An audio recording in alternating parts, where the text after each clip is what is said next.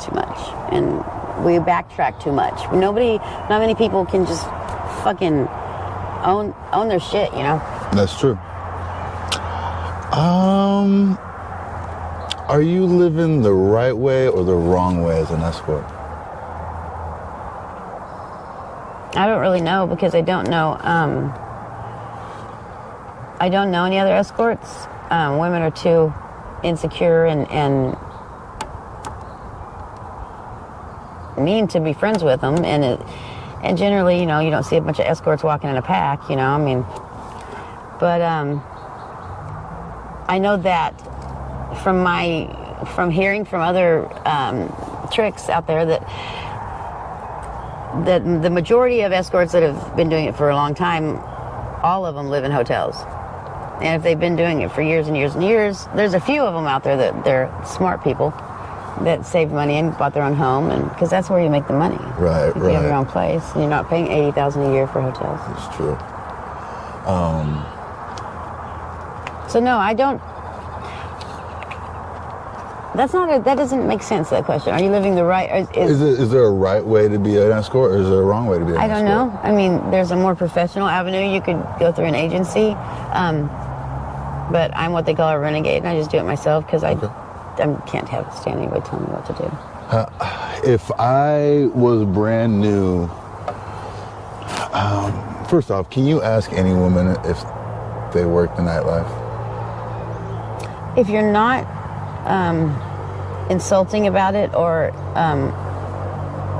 making an assumption that just because they look a certain way, I guess if you would just, I don't know how you would ask somebody that. It's really just if they look at you. If you're driving by and there's a girl walking alone or two girls, if they're looking you in the eye, and you know, they're not just wearing loafers and a turtleneck. I mean, because I don't dress trashy, and so a lot of people don't. But you don't rarely see any other escorts out of sweatpants, so I don't know. I think that it would be an eye thing if you're driving by. If you were looking for a place or a person, you would go to an area that you know is known for them, and then just they'll look at you in the eye. Right. And I don't do that, though. Right. Because I don't walk the streets, for one. I feel like I've encountered that in Vegas a lot more, but... Oh, of course. And to be honest with you, there's no right way to ask them anymore because you go online, you text them. I know one thing you don't do. You don't go, why are you dressed like that? Or you don't go send them like a dick pic first thing when you like get a text, or you don't. I mean, I know that what I do is gonna call for pigs because they're all out there, you know, just like there's evil women out there. But, you know, you don't have to, off the bat, can I come in all three holes? You know, I mean, just, hi, Miss Robinson, how are you? Right. Are you available this evening? Yeah. And if you're lucky enough for me to answer your text, which I try to do all of them, but like I'm avoiding Whisper right now. And I'm not even on that avenue with them. Yeah, that's an app, dating app? Yeah. Yeah, we'll get into it's a blogging app. Blogging app. We'll get into all that here. I have 176 messages. I don't. And it's not even a dating app. It's just, anyways, so. More dogs. Men are horny in Oregon. Yes. No, but I feel poor. that. But poor, yeah, exactly.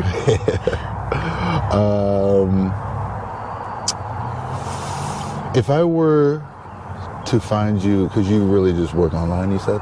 Yeah, usually. If I were to find you online, and I was a first-time John, and, you know, for me, you know. I call them clients, honestly. Okay, first-time client. Because I have respect for men. I feel that. Don't laugh. No. We'll go with that. My bad. He's being an asshat right now. My bad. No. No, go ahead. What? I'm sorry. Let me interrupt. If I was a new client and I found you online and I was scared of being arrested or being in a sting, an escort sting, prostitution sting, whatever you want to call it, what is something I could do or say to know if you were for real? Not call. not text an escort because the cops have it all figured out. I mean, I think, okay, so what you want to do is if you're going to really call an escort that's a true, legitimate person, not a whatever cop, you're going to go and you're going to take their name, for example, then you're going to research their name. Go see if they have a Facebook, an Instagram. What I do is I always give everyone my Instagram address. And it shows them I'm not a scam artist. There's people on there that even say I'm nice. Right. You know, I act accordingly, though. But, and so I would it's just, so, I don't know about from your end. I know from my end. Like, from my end, when a guy calls me, I generally, if they sit and ask me personal questions and really try to get to know me and this and that, that's a cop. Right. No John gives a shit about the escort. They don't give a flying fuck. Okay. It's a pussy, it's legs, it's a mouth. And I'm a little different. My experience is different than that. But yeah, so when you guys are calling us, you're not thinking, he's thinking. Right. He's in charge right now. Yeah. And he's gonna do some dumb shit. And right when he just explodes and, you know, lets his stress out, then this one kicks in and they're like, what the fuck are you doing here? But I generally look at the fact that, I don't know. Plus, I had somebody that would scan my numbers for me because the last few months there, I had like 5 or 6 cops a week trying to get a hold of me. Damn. But see, I don't do drugs or fetty or anything like that with clients. I don't do fetty ever. And I've never done heroin, fetty, none of that shit. That's good. So I never understood it because I'm always very respectful to men and police officers, actually. Right. I really think that we would be screwed without them. Oh, most definitely. I mean, I do. The last one that texted me that I can remember, I was like, yeah, da-da-da-da. Oh, Miss Robinson, you're so pretty. And I said, oh, Sergeant, blah, blah, blah. You're so handsome, I bet. And he's like, what do you mean? I was like, please, I already scanned your number. I was like, you know what? You guys really just need to lay off people that aren't out there fucking people over, scamming people. And I said, you know what? I appreciate your service. And he's like, have a good evening, Miss Robinson.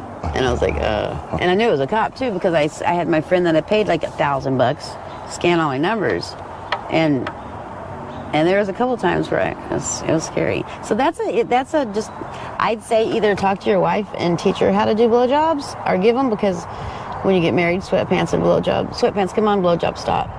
So just tell your wife, I need a blowjob, and our marriage would be a lot better. And then don't call an escort if you truly don't want to risk getting arrested, because you never know. Right.